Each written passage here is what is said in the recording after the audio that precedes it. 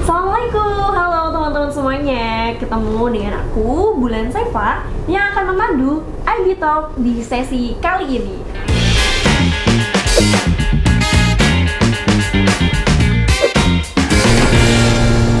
Ngomongin soal Gen Z, rasa-rasanya tuh, wah, generasi nomor satu yang paling gelisah tentang isu-isu lingkungan. Ya nggak sih, rasa-rasanya kita tuh pengen banget bantu tentang isu lingkungan ini. Tapi kita masih bingung banget, langkah apa sih yang bisa kita ambil? Lewat mana sih kita bisa bantu? Nah teman-teman, kali ini kita bakalan ngomongin isu lingkungan sama narasumber yang udah jadi pakarnya banget lah ya. Nah, dan beliau ini juga merupakan Gen Z dan pemimpin perempuan. Nah, di sini aku udah bersama Kak Holiday Anissa sebagai founder My Green Leaders, begitu ya Kak? Ya, halo Bulan dan teman-teman semuanya. Oke, nah beliau ini merupakan pemimpin perempuan yang mana beliau juga pegiat isu lingkungan. Pokoknya nih kayaknya udah kepo banget nih Kak tentang isu lingkungan dan kepemimpinan perempuan lah. Kita langsung aja ulik lebih jauh ke Kak Holiday. Oke, terima kasih banyak Bulan. Aku setuju banget sih yang kamu bilang tadi. Kalau generasi Z itu yang paling resah terhadap krisis iklim. Bahkan di 2023 tadi, kita tuh termasuk dalam tahun terpanas sepanjang manusia pernah mencatat gitu ya. Jadi tahun terpanas bahkan disebut kita tuh sudah berada di pendidikan global gitu. Jadi sebagai generasi Z nih, kita ini, kita sangat merasa terancam nggak sih sama masa depan kita gitu. Karena kita punya banyak masa depan, banyak hal yang perlu kita wujudkan di mimpi-mimpi kita gitu. Tapi kalau rumahnya atau buminya rusak, kita mau apa gitu. Nah, berbicara kepemimpinan perempuan, aku merasa sangat punya kekuatan ya pemimpin perempuan, apalagi di era ketidakstabilan hari ini gitu. Nah, ketika kepemimpinan di era ketidakstabilan, kita tuh perlu banget menggunakan empati dalam memimpin. Nah, menurutku, kekuatan perempuan itu ada di situ. Kita bisa melakukan pendekatan dengan hati gitu. Apa sih yang dirasakan oleh orang-orang dan apa yang dirasakan oleh keadaan hari ini gitu. Itu yang membuat kita terhubung satu sama lain, dan itu yang aku terapkan sih ketika ngebangun My Green Leaders ini. Kemudian yang paling penting menurutku adalah menjadi pemimpin yang adaptif. Kenapa ini penting? Aku mengelompokkannya berdasarkan teori Marcel Gans. Jadi kepemimpinan adaptif itu kita tuh bergerak bukan hanya di tahap otak atau mind gitu, tapi bagaimana kita tuh bergerak menggunakan heart, mind, dan hand gitu. Apa tiga hal itu? Jadi mulai dari heart, why gitu. Kenapa kita bergerak nih di isu ini? Seberapa penting nih isu ini gitu. Jadi kenapa itu bergerak berdasarkan why itu sangat penting. Kemudian mind itu bagaimana visi kita, mimpi kita tuh sebenarnya mau kayak gimana gitu. Lalu hand, bagaimana skill, strategi kita, taktik kita dalam bergerak gitu. Dan itu akhirnya bisa sangat mendorong untuk kita melakukan tantangan-tantangan yang ada gitu. Dan itu juga sangat dimiliki oleh perempuan ketika empati atau perasaan ingin menolong itu ada juga di jiwa perempuan gitu. Dan itu kekuatan perempuan banget. Wah, luar biasa. Kayaknya sebelum ini sebagai perempuan juga rasanya tuh minder masa diriin komunitas, emang ada yang bakal mau bantu gitu. Tapi setelah mendengar dari Kak Holiday Anissa ini rasanya wah betul sekali ya, isu lingkungan itu suatu hal yang urgent, suatu hal yang sebetulnya banyak sekali orang yang mau bantu, tapi kita nih butuh dihimpun gitu. Betul. Jadi kita jangan berserakan nih teman-teman muda. Oke, nah Gen Z yang masih bingung mau bantu lewat mana, habisnya langsung aja join My Green Leaders ya Kak. Betul. Oke, nah setelah menjalani My Green Leaders ini sendiri, Kak Holiday tuh pernah nggak sih mengalami tantangan-tantangan unik selama menggiatkan isu-isu lingkungan itu sendiri Kak? Ya, aku selalu percaya semua yang kita ambil harus berdasarkan kekuatan why gitu. Kenapa kita bergerak di situ?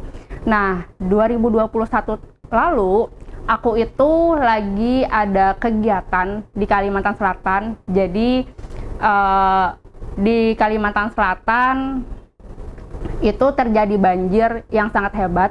Hampir satu provinsi kita tenggelam. Dan itu 9 dari 13 provinsi itu tenggelam. Di situ aku berada di titik yang paling banyak dampaknya gitu. Aku melihat bagaimana anak-anak menangis menggigil kedinginan karena dari subuh sampai jam 6 itu sudah sepinggang orang dewasa. Bahkan mobil-mobil itu harus diikat saking deras banget banjir itu. Dan aku berada di titik yang itu bukan rumahku gitu. Karena aku lagi di perjalanan kan. Nah, di situ tuh aku melihat ibu-ibu juga menangis karena dia terpisah sama suami dan anaknya. Dia ke pasar, suami anaknya tiba-tiba nggak ada lagi di rumah karena secepat itu kejadiannya gitu. Listrik mati, sinyal nggak ada. 1 minggu kita di situ terjebak karena jembatan putus. Aku melihat bagaimana orang-orang berebut makanan ketika ada bantuan. Kalau kita kan sekarang ada makanan, ya udah ambil aja gitu. Tapi dalam keadaan krisis, kita itu tuh menyelamatkan diri kita sendiri. Mode survival kita aktif kan, jadi nggak peduli orang lain, yang penting kita makan dulu, dapat dulu gitu. Jadi aku melihat langsung orang-orang sikut-sikutan. Aku kayak nggak kebayang sih kalau misalnya itu masif terjadi gitu. Dan itu yang kami rasakan, sinyal mati, listrik nggak ada, terus air bersih susah banget. Kebayangkan perempuan-perempuan ini, kita sebagai perempuan perlu lebih banyak air gitu kan. Misalnya ada ibu-ibu yang menyusui, dia perlu lebih banyak air. Atau perempuan lagi mens gitu, itu juga perlu banyak air dan lain sebagainya. Jadi krisis air juga listrik yang mati gitu. 1 minggu di situ, di tempat itu akhirnya kita menemukan jalan untuk pulang walaupun jembatan putus gitu, ada jalan lain. Tapi secara umum banjir di Kalimantan Selatan itu 1 bulan lamanya. Jadi beberapa titik itu sampai 1 bulan. Banyak bantuan datang. Bahkan kerugian di Kalimantan Selatan sampai 1.000 triliun gitu, lebih dari 1.000 triliun. Dan itu kan yang tidak diperhitungkan gitu ketika pemerintah ataupun stakeholder yang melakukan eksploitasi alam itu kan tidak menghitung bagaimana dampak kerugian ekonomi. Kalau misalnya orang-orang memikirkan satu kebijakan untuk ekonomi, sebenarnya ketika nggak memperhatikan lingkungan, itu akan malah merugikan ekonomi itu sendiri gitu. Dari situ aku bertanya sih, kenapa ya ini terjadi? Padahal yang mengeksploitasi alam Kalimantan itu hanya segelintir orang gitu. Kami yang tidak melakukan apa-apa, kami semua yang terdampak gitu. Bahkan anak-anak, aku sedih banget ngelihat anak-anak yang kedinginan, menggigil gitu. Dan dari situ aku memutuskan untuk oke, kayaknya aku harus bergerak di isu lingkungan gitu. Dan di situ aku banyak belajar bersama bidang lingkungan hidup pimpinan Pusat Ikatan Pelajar Muhammadiyah. Jadi aku memutuskan untuk merantau ke Jogja dan ke Jakarta untuk belajar dan berjejaring di isu lingkungan gitu. Nah, dari situ aku melihat banyak juga nih teman-teman muda yang bergerak di lingkungan, dan bahkan senior-senior juga banyak yang mengajarin gitu ya. Akhirnya kita juga belajar tentang keadilan antar generasi, yang mana keadilan antar generasi itu kita harus memastikan kualitas lingkungan hidup dulu dengan sekarang itu harus sama. Bahkan kita juga harus mewariskan kualitas lingkungan sekarang dengan yang masa akan datang juga sama gitu. Kalau hari ini ternyata polusi udara lebih masif, di mana keadilan antar generasi itu gitu? Di mana kalau misalnya hari ini sungai semakin kotor, akhirnya kan hak-hak lingkungan hidup yang bersih dan sehat itu nggak diterima sebagai kita generasi muda gitu. Itu yang membuat aku semakin gelisah terhadap lingkungan. Tapi aku juga tetap optimis karena aku memulainya dengan why. Aku juga punya mimpi gitu. Tadi dimulai dari heart, kemudian mind atau mimpi, visi gitu. Aku juga punya visi kalau gerak teman-teman muda ini tuh bisa memimpin, menyiapkan diri untuk menjadi pemimpin yang pro iklim di masa depan, dan juga mendorong pemimpin untuk berpihak kepada iklim pada hari ini gitu. Tentu itu nggak mudah, karena teman-teman muda kan lagi terpisah-pisah juga ya. Tapi kita harus mengumpulkan itu sih dan menyatukan kekuatan bersama. Dan perlu juga kan skill-skill, makanya aku percaya gerakan kaum muda itu berhasil ketika dia merubah dirinya sendiri dulu gitu. Aku percaya kalau kita memulainya dengan diri sendiri dan keteladanan, kemudian nanti akan bergerak semakin masif. Tantangan-tantangannya membuat aku dan teman-teman hari ini terus bergerak, tersebar di 20 provinsi, kemudian teman-teman juga bergerak di ranahnya masing-masing. Sampai hari ini kita tetap terhubung. Tentunya tantangannya adalah gimana menjaga konsistensi dalam gerakan gitu. Tapi aku percaya ketika why-nya kuat, kita siap menghadapinya gitu. Dengan mimpi kalau kita ingin lingkungan hidup yang lebih baik ke depannya. Wah, luar biasa sekali. Tantangan uniknya itu mengantarkan Kak Holiday ini menemukan suatu wadah yang impact-nya mungkin nggak cuma untuk Kak Holiday dan warga-warga Kalimantan Selatan ya, tetapi bahkan di seluruh penjuru Indonesia, dan mungkin nanti udah bisa lah go internasional karena komunitasnya ini isinya Gen Z yang tadi gelisah itu ya Kak? Betul. Oke, wah luar biasa sekali. Terus nih kalau boleh tahu, kayaknya nih Gen Z juga pada bertanya-tanya, terus kalau misalnya udah ada My Green Leaders ini, kegiatannya ngapain aja sih Kak? Nah itu sih, tadi kayaknya nih pada nanya-nanyanya kayak gitu nih Kak. Ya, kegiatan kita itu yang pertama itu riset, mengelola bagaimana narasi-narasi lingkungan hidup itu juga hadir. Kemudian ada Future Green Leaders Camp, itu ada peningkatan kapasitas untuk teman-teman muda, yang mana kita tuh membayangkan peserta yang kita latih itu tuh menjadi leaders lokal di daerahnya gitu. Jadi bukan cuma di tahap pengetahuan, tapi bagaimana mereka juga bisa menjadi leader di tempatnya masing-masing. Karena bicara tentang lingkungan kan kompleks ya. Isu di sini itu beda, misalnya di Jakarta itu tentang polusi udara gitu. Terus kalau misalnya di DIY itu sampah. Nah, kami membayangkan bahwa teman-teman muda ini bergerak sesuai dengan permasalahan yang ada di situ gitu, dan punya bayangan mereka juga akan mengembangkan inisiatifnya di situ gitu.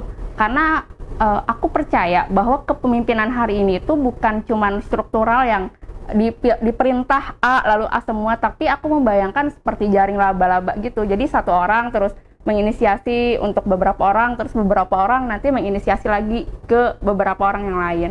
Jadi kekuatannya tuh malah di orang gitu, bukan di leader, bukan di ketuanya aja. Tapi tentu punya banyak tantangan karena kita juga baru 1 tahun berjalan ya. Syukur juga kemarin didukung dengan ada pendanaan juga, karena kita juga tetap harus memetakan ya kebutuhan-kebutuhan kita, termasuk kebutuhan finansial. Oke, wah ternyata kegiatannya ini udah cukup ini ya, komprehensif dan banyak ya di 1 tahun terakhir belakang ini ya. Betul, dan juga selain pelatihan ada kampanye juga sih. Kita kemarin ada aksi di Twitter, meramein di Twitter untuk gimana pemimpin pro iklim di pemilu 2024. Karena pemilu 2024 itu kan penentunya adalah generasi Z gitu ya, pemilih pemula. Dari situ kita banyak belajar dari pengalaman itu. Kita merasa bahwa bukan kita kalah gitu ketika kita melakukan satu kegiatan atau program atau gerakan, tapi pasti ada hal baik di situ yang artinya kita sudah menyatukan kekuatan nih dari sini gitu. Terlepas hasilnya itu seperti apa, itu kan di luar daripada kendali kita gitu. Kita sudah mengusahakan dan kita sudah merayakan kemenangan-kemenangan kecil itu gitu. Luar biasa sekali Kak Holiday. Nah, ngomongin tentang jejaring itu tadi kan ada Future Green Leaders itu sendiri ya Kak ya. Nah, menurut Kak Holiday, seberapa pentingnya sih kolaborasi di isu-isu lingkungan yang cukup kompleks ini gitu? Betul, aku sepakat banget. Kita nggak bisa gerak sendirian. Bahkan karena ini bicara tentang rumah kita semua gitu kan, bumi, kita tidak lagi dibedakan oleh agama, negara, atau suku gitu, atau gender, tapi kita disatukan semuanya, termasuk juga dengan teman-teman yang ada di luar negeri gitu. Nah, pentingnya kolaborasi ini, kita menyadari bahwa setiap orang itu punya kekuatan, dan setiap kekuatan itu bisa dikolaborasikan. Nah, cara kolaborasinya ini tentu kita harus menyiapkan sih apa aja bahan-bahannya. Terus yang kami lakukan itu kita menggunakan pertemuan relasional. Jadi kayak apa sih nilai yang dipegang Bulan misalnya kan? Apa sih yang dipegang oleh teman-teman yang lain? Itu tuh ternyata penting ketika dia mau bergerak, orientasinya kemana, apa sih motif internalnya dalam bergerak gitu.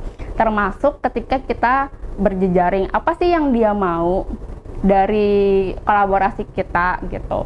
Dan itu akhirnya kita bisa lebih dari 10 lembaga sudah berkolaborasi, kemudian kita juga lebih dari 30 media nasional dan lokal yang meliput aksi-aksi kita gitu. Jadi kayak Media Indonesia, kemudian Kompas, itu tuh sudah meliput aksi-aksi kita. Dan didukung juga kemarin Liputan 6 sengaja mewawancarai gitu. Aku merasa ini kayak semesta juga mendukung sih gerakan ini gitu.